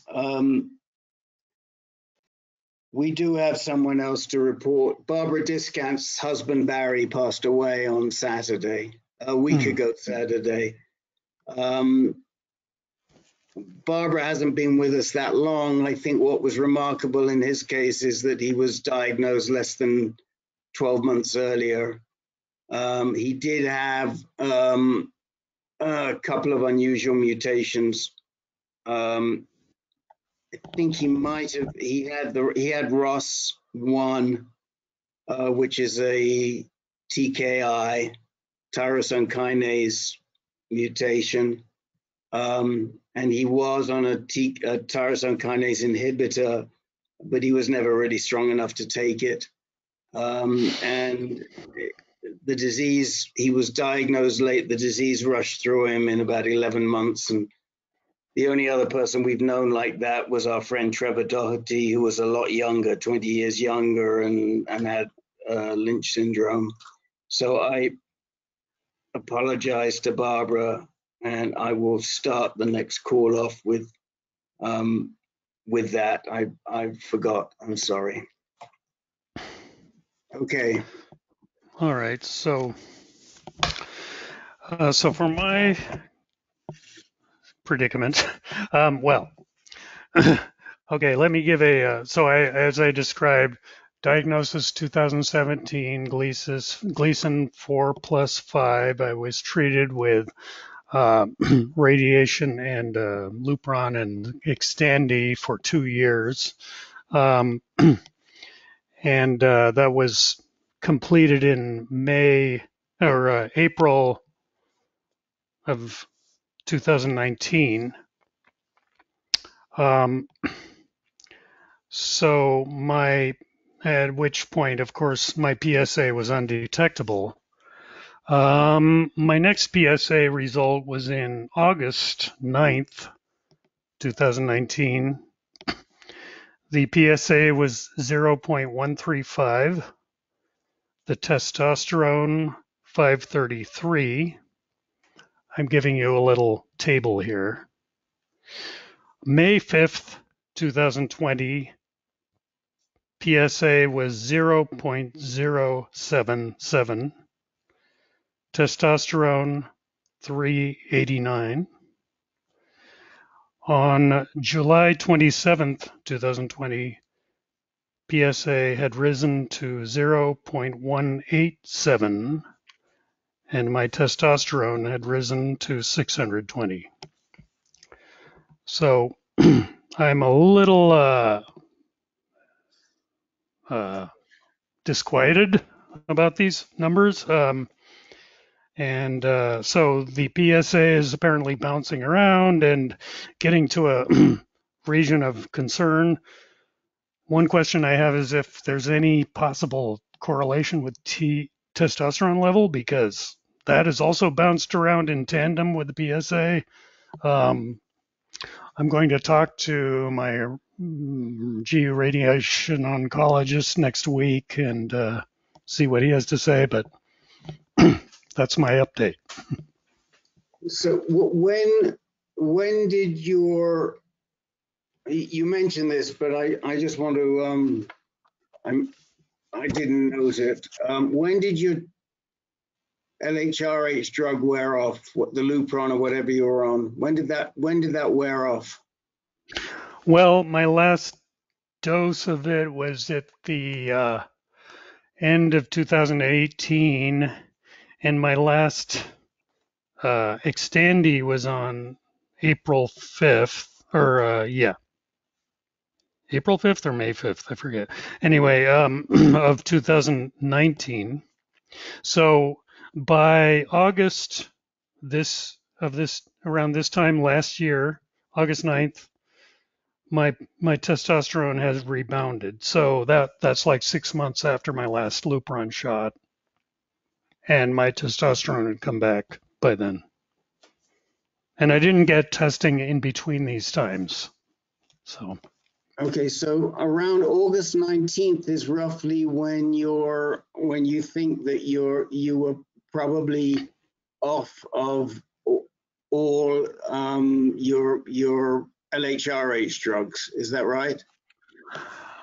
August 9th, 2019 was my first test at which I had a measurable PSA, and testosterone had come back at that point as well. So let me ask you again, when was the last time you got an LHRH shot? That was around maybe the very end of 2018 or beginning of 2019. And I how forget long the was date. that shot? Was it a 90-day shot? They were, yes, they were 90-day shots, yes. Okay, so around February is when the February 19 is roughly when the LHRH wore off. I would say earliest. Yeah, maybe later than that. I mean, we know it stays in your system, but right. Technically, if you got a 90-day shot in November, it was out your system. It wore off around February. Well, actually, I think it was a 6-month shot I was getting. I don't. So, I'm pretty sure it was a 6-month shot. Yeah, sorry. Yeah. 6-month shots are unusual at Okay. UCSF. Okay, you're probably right then. 30-day. I mean, 90-day shots. Yeah. Okay, so because this becomes important, I'm not trying to be pedantic here, but that's important to know when, and you continue to take your enzalutamide until the April. Usually that would make sense because your testosterone, the LHRH is probably still affected. So you're now a year, 15 months out, correct? Yes. And you're seeing a rise in your PSA. And how long in total were you on the LHRH? 2 years. 2 years. 24 months. Yeah. 24 months. Okay. Well, I'll repeat what I said earlier in the call, that my PSA rose for 11 months, each month, because I was tested monthly. And it rose each month for 11 months, and then it started to fall. Now you're beyond that. One of the problems is you haven't been getting tested that regularly. So yes, I mean, we know that you were at 0.135 in August of last year, but then you didn't get tested again until May of this year. Correct. And we saw a drop, but we don't know what it did in between. So we don't know if, there was a nadir, if it started to bump up from there. And what we do know is that it's gone from 0.07 to 0.187, which is the highest it's been. At the same time, 0.187 isn't that high. It's not really high enough for you to get a result off of a PSMA scan. And I think that what you probably want to be doing is exactly what you're doing now, which is testing, but testing on a regular basis, not Right. every 6 months or 9 months. And then from there, talking with, was Joe Shu, was your doctor Joe Shu? I can't remember. First it was Albert Chang, and then he left, and then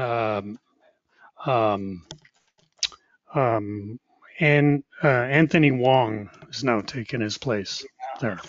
So I don't know Anthony Wong, but I will say that it's not a great, I mean, I would have thought Wong would want to be following up. I mean, to let you go 9 months without a PSA test bothers me a little bit. Were you on a trial? Yes, it was a trial, and the protocol was every 6 months I would get a test. There was a lot of confusion at the beginning of the year, and I don't know, the place was disorganized, I think, and it wasn't clear what tests had been ordered, so there was a delay in getting my result until May this year. My PSA test. Not great. I was not happy with the situation. You know, but at that point you've got to intervene and sort of be your best advocate, and we certainly have enough influence at UCSF that we could have shaken some things up there. I mean, it seems to me that you need more regular serial data. It's just not clear what's going on. Hard to say whether it's a function of the testosterone level. I mean, I see, as you gave me the numbers, I could see that it did seem to be going up and down somewhat in accordance with those numbers. But the problem again is that testosterone fluctuates a huge amount on a daily basis. So just don't know. I guess PSA does not typically fluctuate that much. As far as I could tell, you wouldn't really expect big swings, you know, depending on time of day or such things, weather, you know, season. No. Yeah, there's not a big effect. Yeah. No, it does fluctuate a little bit from day to day, but not huge amounts. You know, I mean, somebody might measure 0.4 one day, 0.5 the next, but it's, you know, not the sort of swings. But what we're looking at in your case is that it seemed to go up and then go down to a nadir, and it's coming back up from that nadir, but we're not really sure of that because we don't know what happened over the 9 months. Yeah. And if we knew if that 0.07 was the nadir and now it's going up, we need to watch it a little bit and see where it goes. Len, what are your thoughts and your recommendations for Geoff? As I think you already mentioned, Rick, that his PSA is currently too low to be successfully scanned. Your case is not unlike mine. I'm also Gleason 4+5 and post-radiation had a slow rise in PSA, and suddenly it just stabilized at 0.5 for about a year. And then it started rising. I was on drug holiday, by the way, I should say. Oh, that was happening. And then it started going up from there, and I started getting scanned, and eventually I had a PSMA scan that did show bone metastases. So I guess if you followed what I did, you would allow your PSA to continue rising or see if it continues to rise. And then once it gets to a level where you can expect a PSMA scan to show something, then you'll know how to treat it. Well, I mean, but as we said, I mean, do we know anything different just seeing that there's a bone metastasis, or should we just start treating at some earlier point? Yeah, I guess that's a good question. That's your other option. You can go back on hormone therapy, and if you're still sensitive to it, and then you just let the clock run out on that. Of course, you can't do any scanning because that'll probably bring your PSA down to further down to undetectable levels, or at least undetectable by scans. So it's a decision you have to make, I guess. You know, if we were to see significant lesions, then there would be probably two choices that would be available to you if the scan showed up lesions right now. To go back on an LHRH drug like Lupron and take a second-line anti-androgen with it, or to go back on Lupron and to do chemotherapy. And usually what influences that, not the only thing, is the number of lesions that they see. So, you know, in Peter Kafka's case, he was on drug holiday for quite some time. And then when it did start to rise and he did the PSMA scan the second time he did them, they saw a lesion in his peritoneum. And you know, Peter's just made a good point, which is that at this point, you may want to be talking with a medical oncologist rather than a radiation oncologist. Right. So it might be a good time to get and that's what I said to you. I think I wrote you, I gave you some names, did I not?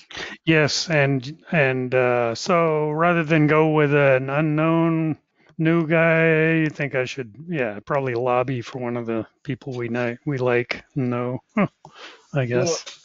Well, did they Friedlander and well, Koshkin is on my team, so I don't know Koshkin. I've never even heard his name before.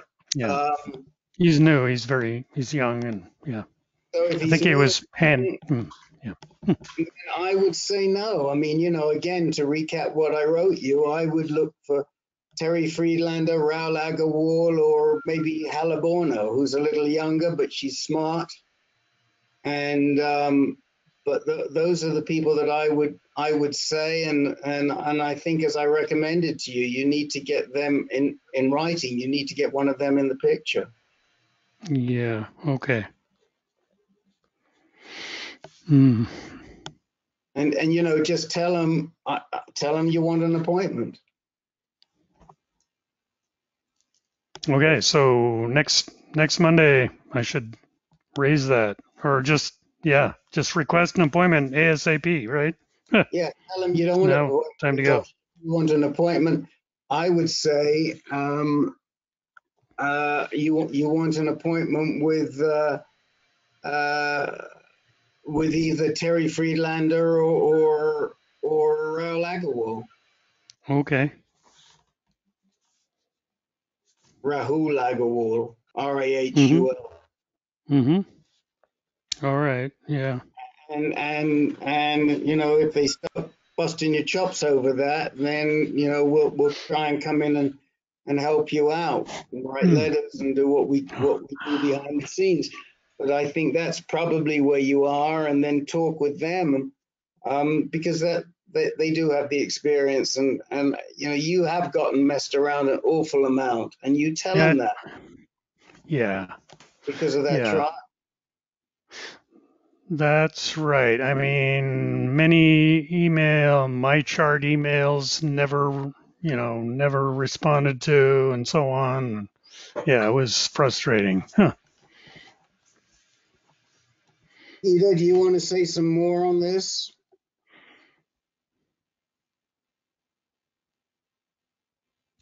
No.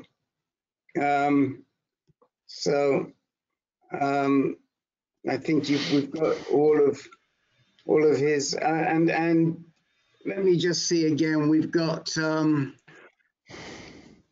you've got May, you've got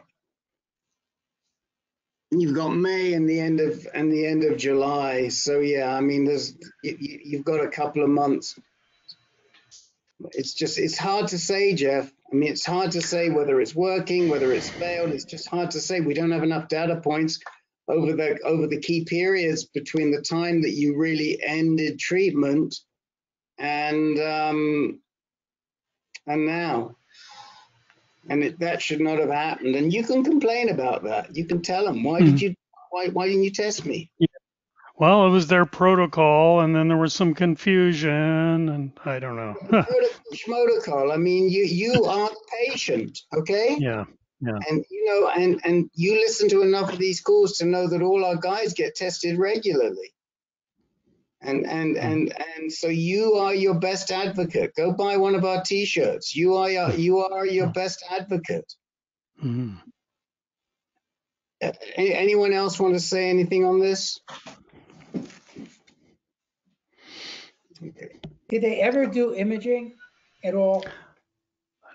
Nothing beyond the standard, no PSMA, PSMA or anything like that. What did they Just do? the initial. Initial workup. The initial workup showed nothing clear, some, one or two potentially suspicious lymph nodes, but could have been something else. And that was the ultrasound showed extracapsular extension and but nothing, no clear metastasis. Right. Well, I think the best thing to do is you'll go see Wang and tell him that you want to move out of his court and you would like an appointment with either Agarwal or Friedlander as soon as you can. Okay. Thank you. Yeah. Mm-hmm. You should make that happen. Yeah. All right. Okay. Jerry, we have to talk to Danny a little bit. You said the question wasn't too important. Can we leave it till next time? Yes, don't worry. Thank you. It's not important. Thank you. We'll give you priority next Tuesday. Danny, we're with you. Peter, would you like to talk to Danny first of all, since you tell us a little bit, since you have some background, some knowledge here?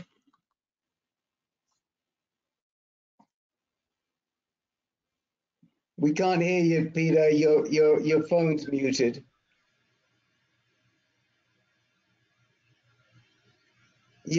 Peter, your phone is muted.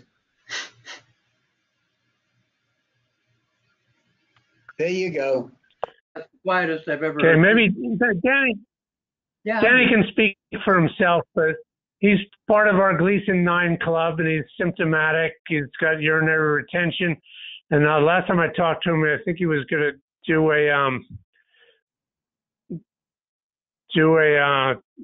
TERP procedure here with a local urologist.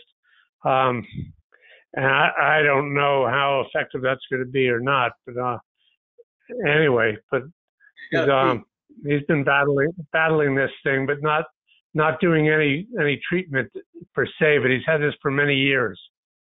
Okay. And Danny, I do apologize to you. It was my error. It did say 3 o'clock. It should have said 2 o'clock. I apologize. Thanks. So tell us a little bit about your case, your situation. Those who want to hang in, please do. Those who want to leave, I will stay here as long as it takes to help you out. Well, I'm probably one of the ones that needs to leave. It's getting down time-wise for me. I got to leave at 4:15. It's got some other things scheduled. But hey, it's nice listening to you guys. I like hearing what you have to say. Which I hadn't missed the first hour. I'll listen to you again over the next couple of weeks. Okay, so what we can do, our next meeting, Danny, is next Tuesday, which I think is the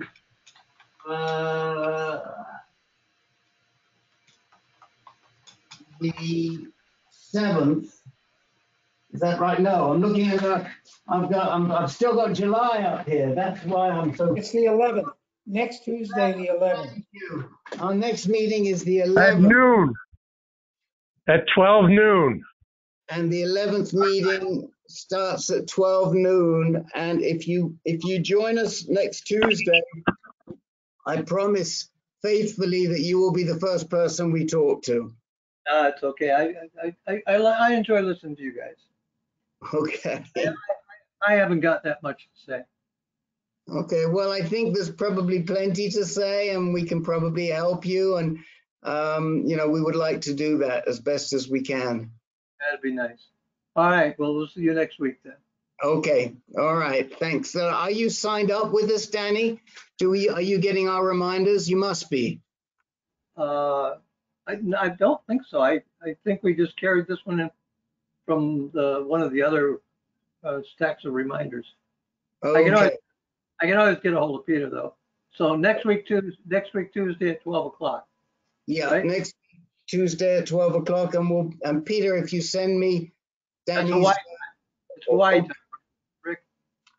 Sorry? That's Hawaii time, right, Rick? Yes, Hawaii time, noon. Oh, Peter, will you take care of making sure that Danny's on the list, on our reminder list? Thanks. Yeah. I thought I sent his previously, Rick, to you. He was on the inner conversations call, and I sent him to you a couple of weeks ago, I thought. Okay, well then he's on the list. Peter, check first. I'm afraid I don't remember everybody that I input, so I'm sorry about that. Okay, I will see you. We'll see you next Tuesday. Have a good one. Yeah, and Mr. Muslin, get some of those needles stuck in you. Yeah. Rick, what was that department at Northwestern you called? It's called the OSHA Center for Integrative Medicine. Got it. OSHA Center for Integrative Medicine at Northwestern. It offers a full range of complementary and integrative therapies. Got it. Okay? Okay. And if it's anything like the one at UCSF, it's an excellent center. Okay. Wonderful. Okay. I'll report back in. Okay. Good night, guys. Good night. See you. Good night.